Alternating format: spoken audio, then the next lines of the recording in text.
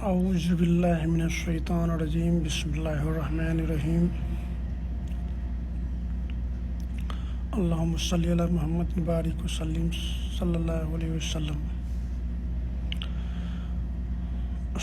محترم بھائیوں بہنوں، السلام علیکم ورحمۃ اللہ وبرکاتہ۔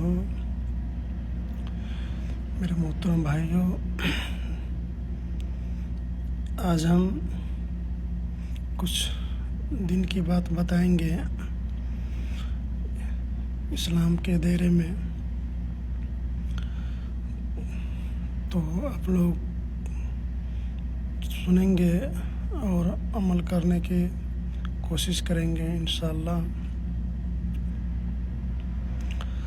تو آج ہم بات کریں گے اسلام کی 5 پلرس کے بارے میں۔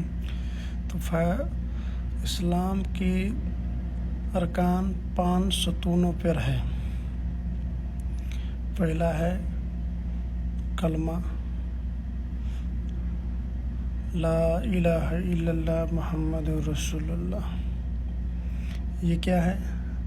چھت، جیسے کہ اس کے بعد نماز، روزہ، حج، زکوٰۃ، یہ 5 پلرس، یہ 5 ارکان اسلام میں ہے۔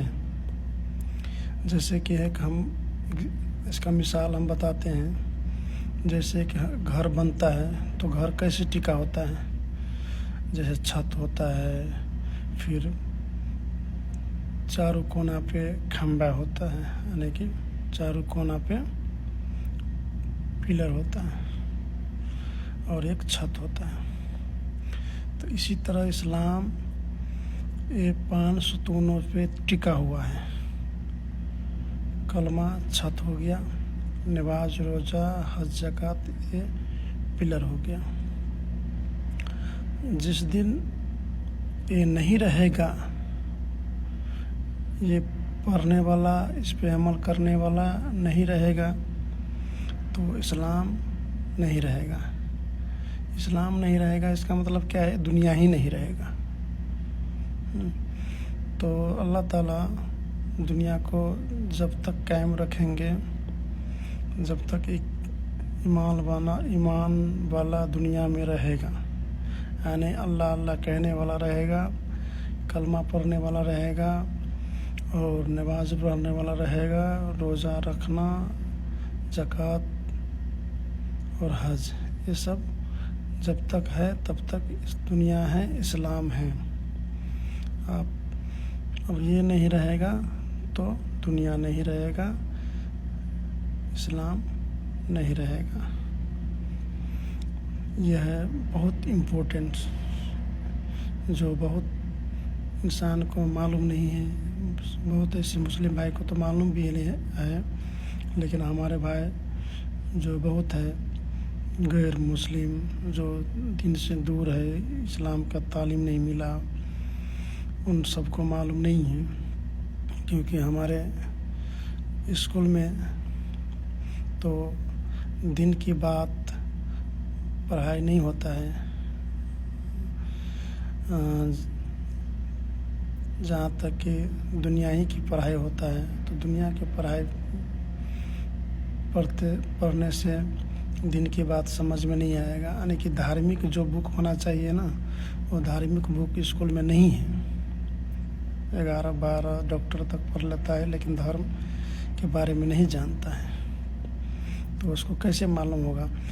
جس نے آپ کو پیدا کیا، جس نے آپ کو بنایا، جس نے آپ کو دنیا میں بھیجا، اس کے بارے میں آپ کو نالج نہیں ہے، تو آپ کیسے دنیا کو حاصل کریں گے؟ اور دنیا کو حاصل کر کے ہی آپ کیا کریں گے؟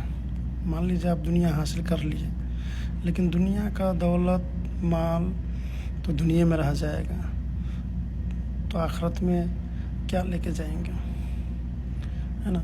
تو یہ چیز جو ہے انسان کو معلوم نہیں ہے، اس کی وجہ سے انسان پریشان ہے اور جانتا بھی نہیں ہے، جس کی وجہ سے آج دین سے دور ہے، اپنے آپ سے دور ہے۔ بہت ایسی کمی کمزوری ہے जो इंसान को समझ में नहीं आता है। तो नमाज से क्या चाहा जा रहा है कि हमारे ज़िंदगी सिफ्त सलात पे आ जाए, यानी कि जैसे हम नमाज के अंदर अल्लाह के हुक्म को पूरा करते हैं वैसे बाहर के दुनिया में भी अल्लाह के हुक्म को पूरा करने वाले आ जाए। और नमाज का फ़ायदा क्या है कि एक वक्त की नमाज पढ़ने से 3,35,432 नेकियां हमारे अमालना में लिखा जाता है, और एक वक्त की नमाज छूट जाने से 288 साल कल जहन्नम में झेलना पड़ेगा। ये बहुत ज़रूरी होता है नमाज, बहुत ज़रूरी है। और नमाज अल्लाह से मांगने का ज़रिया है, अल्लाह से मांगने का ज़रिया है, अल्लाह से बात करने का तरीका है। जब हम नमाज़ पढ़ते हैं तो समझिए कि हम अल्लाह से बात करते रहते हैं, और अल्लाह हमारे करीब होता है, और अल्लाह को हम नहीं देखते हैं लेकिन ये समझे कि अल्लाह हमें देख रहा है ना। तो इस तरह से क्या है रोज़ा। अब रोज़ा में भी क्या है कि साल का 12 महीना है, इसमें 1 महीना हम रहेंगे तो 12 महीना का अर्ज मिल जाएगा। और उससे साइंटिफिक ने भी बहुत रिसर्च करके बताया गया है कि रोज़ा रहने से इंसान की बॉडी का जितना भी बीमारी होने वाला चीज़ होता है उससे जब हम भूखे रहते हैं ना तो पूरा ख़त्म हो जाता है। तो इसलिए महीना में हमारे स्वस्थ कैसे रहेंगे, हम कैसे स्वस्थ रहेंगे वो अल्लाह बताया है, और उस हिसाब से हम करेंगे तो बेहतर होगा। उसके बाद में है हज। तो हज मानिए ज़कात मानिए, है ना। ज़कात, तो ज़कात क्या है कि जैसे कि हमारे पास कितना माल है ना, तो उसमें 5% हम गरीब मजदूर के ऊपर खर्च करें, ताकि हमारा जो माल है, हमारे पास जो माल है वो पाक भी हो जाए, और जो गरीब मजबूर होंगे उसको ज़रूरत भी पूरा हो जाएगा। और उस तरह से हज है। तो हज क्या है कि अपना पास अगर माल है, आप दौलत वाले हैं, तो हज भी करने का कोशिश करें।